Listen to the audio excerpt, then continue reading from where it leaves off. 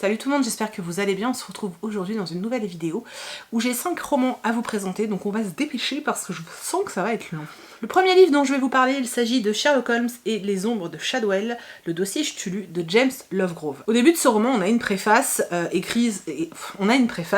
où en gros c'est James Lovegrove qui s'adresse à nous et qui nous explique qu'il a reçu il y a quelque temps un courrier d'un notaire lui expliquant qu'il allait hériter de quelque chose et qu'il serait de la même famille qu'un certain H.P. Lovecraft. Alors, lui au départ, il se dit bingo, je vais toucher du fric, et en fait pas du tout. Ce qu'on va lui proposer, en fait, c'est un manuscrit qui aurait été écrit par un fameux, mystérieux Watson. Voilà. Du coup, Lovegrove va accepter tout de suite et va nous transcrire, en fait, le premier tome de ce qu'il a reçu des textes de Watson. Ensuite, on a, pareil, un préface de Watson qui nous explique qu'en fait, quand il a écrit les Sherlock Holmes, il a omis certaines choses parce qu'il était obligé de le faire, parce que voilà, il fallait pas mêler le fantastique à ses histoires, et que finalement, il a décidé de nous dévoiler toute la vérité. Et du coup, c'est ce qu'il fait, il nous raconte toute la vérité, donc on repart sur leur première rencontre, comment les deux se sont rencontrés, la vérité. On se retrouve, pareil, dans une enquête complètement décalée, où là, par contre, pour le coup, on est à fond dans le fantastique avec des bestioles monstrueuses et tout, et c'était vachement cool. J'ai pas eu de coup de cœur, j'ai trouvé ça super sympa, j'ai très envie de continuer, normalement il y a 2 autres tomes, hein. J'ai très envie de continuer, c'est assez déroutant au départ de se retrouver dans le monde de Sherlock Holmes avec un côté super fantastique et avec des créatures du Cthulhu quoi. Et c'est assez surprenant, mais en même temps c'est hyper rafraîchissant. C'est comme si en fait Watson nous confiait un gros secret et nous disait bon ok, tu sais plein de choses sur Sherlock, mais moi je vais te dévoiler des trucs dont on t'a jamais parlé. Et je trouve ça vachement cool parce qu'il reprend des choses qu'on connaît déjà pour ceux qui ont lu les livres de Arthur Conan Doyle. Mais on a l'impression d'être un peu des privilégiés et de découvrir un autre monde. Après ça peut par contre peut-être perturber les gens qui sont à fond sur la version d'Arthur Conan Doyle et qui voilà pour le coup vont peut-être pas adhérer. Moi j'adore les réécritures, c'est même ce que je préfère, que ce soit en jeunesse ou là pour le coup en fantastique, je me suis éclatée, j'ai trouvé ça super sympa. J'ai été très surprise parce que ça se lit très bien et très facilement. Voilà, j'ai passé un très bon moment et j'ai qu'une hâte, c'est d'avoir les autres. J'ai ensuite lu Qui ment de Karen McManus aux éditions Nathan. Alors là, on suit, j'ai oublié leur prénom, on suit 5 lycéens qui sont collés en fait, ils se retrouvent en heure de colle avec un prof, c'est le prof qui les a collés en fait. Ils se retrouvent là parce que ils avaient leur portable pendant le cours alors que ce prof est complètement anti-portable. Pendant cette heure de colle, il y a l'un des étudiants en fait, un des ados, qui va mourir d'un choc anaphylactique puisqu'il était allergique.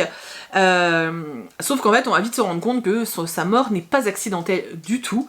Et que tout le monde avait des raisons de détester cet ado parce qu'il tenait une application où il balançait tous les secrets et toutes les saloperies sur tout le monde. Donc nous on va suivre cette espèce d'enquête, qui des 4 a tué, je crois qu'il s'appelle Simon celui qui est mort mais je suis pas sûre, qui l'a tué. On va se rendre compte très rapidement qu'ils avaient tous quelque chose de très lourd à cacher. Du coup on est vraiment en mode ah mais ça peut être elle, ça peut être lui, ça peut être nanan. C'était sympa, ça reste de la jeunesse et de l'ado, c'était sympa, voilà, j'ai trouvé ça plutôt sympathique. Le seul truc c'est que moi dès le départ j'ai compris en fait, vraiment dès le tout début je me suis dit mais non je suis sûre que c'est ça, enfin que c'est lui ou un tel, ou une telle, voilà, pour pas vous hein. Et j'avais raison en fait, donc c'est vrai que j'avais quand même l'impression que tout le roman m'emmenait vers cette fin que j'avais déjà devinée. Donc c'était un petit peu dommage, maintenant c'est plutôt sympa, hein, on s'attache. La première partie, je m'ennuyais un peu, et dans la deuxième partie, j'ai commencé à m'attacher à 2 personnages principalement, je vais pas vous dire lesquels, que je trouvais plutôt sympathiques, et c'est vrai que je l'ai trouvé plutôt cool. On a quand même des vieux clichés, hein, genre dans les 4, il y a forcément un bad boy qui a des parents drogués, un père alcoolique, enfin vous voyez le genre. La petite fille parfaite, voilà, on a vraiment quand même des gros clichés, et je pense que c'est ce qui m'a gênée, parce que j'avais l'impression que c'était des grosses ficelles, des énormes ficelles qu'on tirait comme ça, et c'est dommage.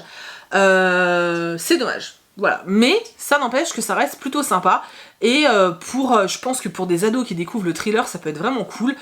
Maintenant, si vous êtes des habitués du genre, vous allez vous ennuyer clairement. Si vous aimez pas le young adult, n'allez pas là-dedans, parce que vous allez lever les yeux au ciel toutes les 20 secondes. Voilà, pour moi c'était une lecture moyenne, mais je suis quand même contente de l'avoir lue, puisque je vous dis la deuxième moitié m'a plutôt séduite. Je vais maintenant vous parler de La guerre des mers de K.U.I. Art Hemmings, aux éditions de Noël. C'est un petit roman qui fait à peu près 300 pages. Qui étonnamment m'a vachement plu. Je m'attendais pas du tout à ça en fait, et j'ai été super agréablement surprise, c'est pas très français. En fait on suit une jeune femme, alors j'ai oublié son nom, Mel, voilà. On suit, alors je sais pas trop si c'est Mêlée ou Mel, parce qu'elle a des origines... Voilà, donc je sais pas trop, on va dire Mel. Donc on suit Mel, qui est maman solo, et qui a vu sa vie complètement chamboulée à l'arrivée de sa fille, et qui se retrouve maintenant à avoir une vie totalement différente de ce qu'elle imaginait.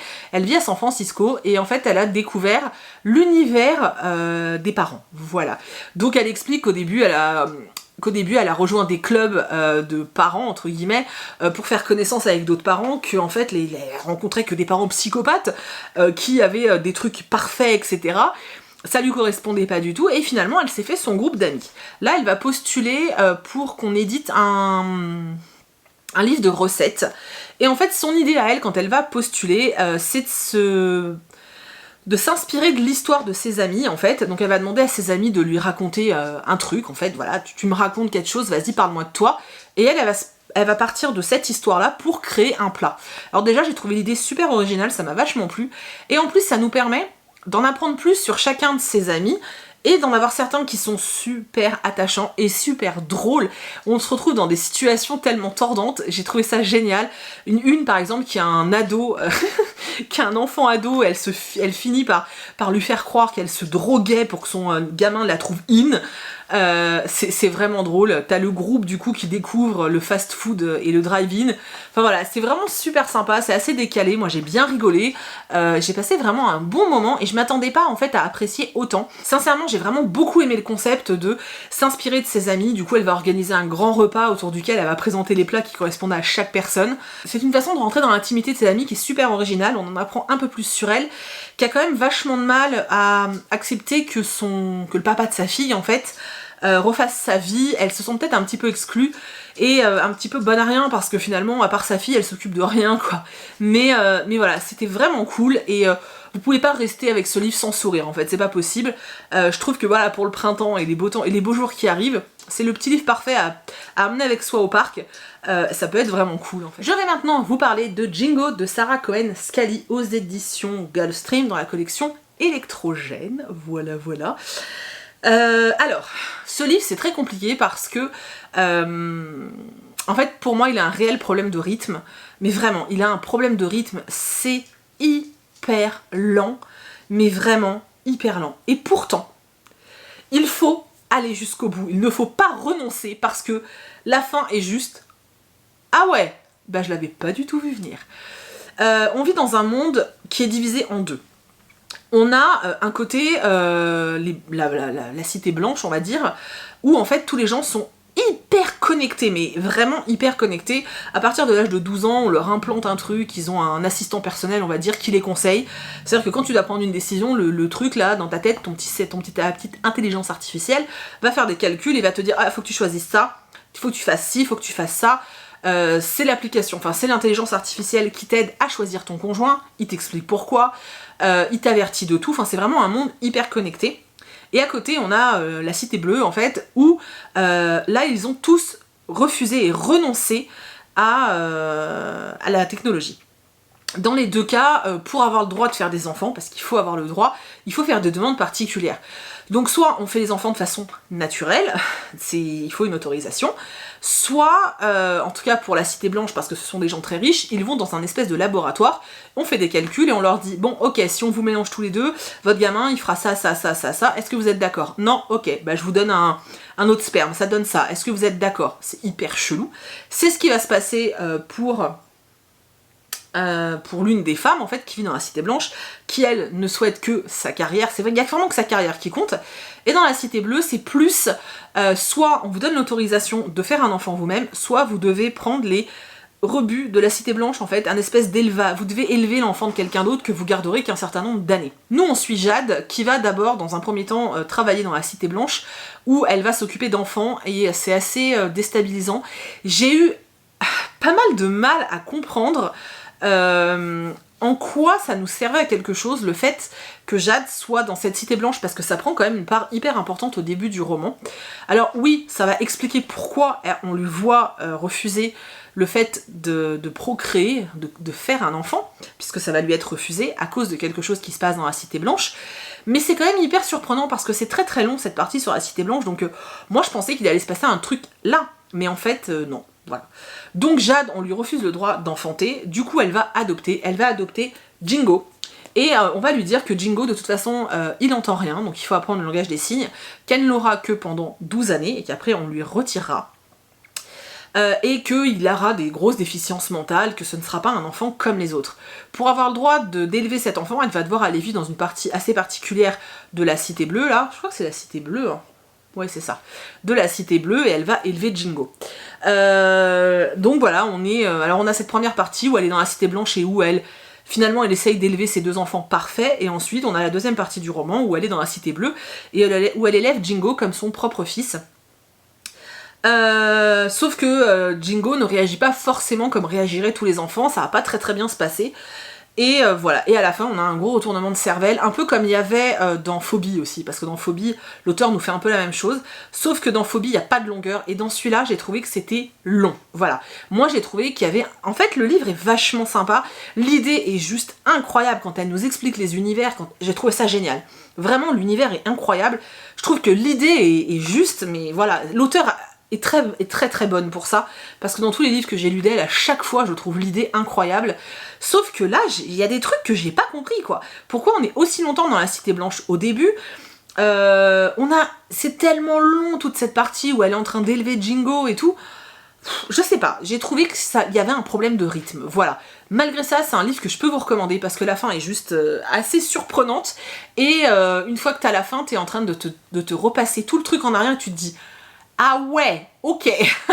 Et là, voilà, ça n'empêche que du coup, voilà, j'ai passé un bon moment de lecture. Et je continuerai à lire des livres de l'auteur parce que à chaque fois, elle arrive à me surprendre. Et c'est ce que j'attends d'un livre en fait. Donc voilà. Je vais maintenant vous parler d'un énorme coup de cœur. Donc je vais vous parler de Entre deux mondes d'Olivier Norek. J'aurais dû me douter que ça allait être une putain de claque. Ce gars, je sais pas comment il fait pour me retourner le cerveau à ce point-là, mais ce livre est juste incroyable. Il faut lire Entre deux mondes, c'est incroyable. Donc au début, on est en Syrie, on suit un personnage en fait qui travaille sous couverture, on va dire, et parce que bon, c'est un peu la mémère en Syrie, vous le savez. Donc il travaille sous couverture. Au bout d'un moment, il a peur pour sa vie, donc il va envoyer sa femme et sa fille en France, voilà.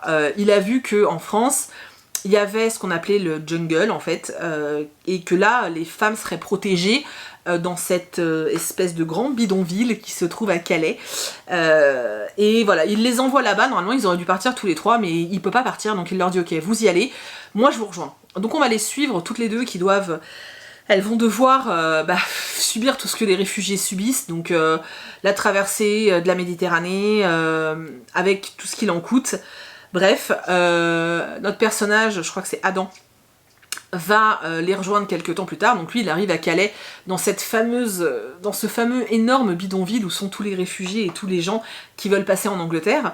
Et il va se mettre à chercher sa femme et sa fille. Sauf qu'il va pas les trouver, donc on va lui dire « Écoute, t'inquiète pas, les migrants n'arrivent jamais en même temps, tout le monde n'a pas son rythme, elles vont finir par arriver. » Donc lui il fait sa vie, alors c'est un ancien militaire, donc voilà, il se laisse quand même pas faire, il découvre quand même que dans ce camp de réfugiés, qui n'est pas vraiment un camp, mais bon bref, il se rend compte quand même que tout se passe pas comme ça devrait être, ou comme lui pensait que ça serait, et qu'il y a quand même des gens qui dominent le camp.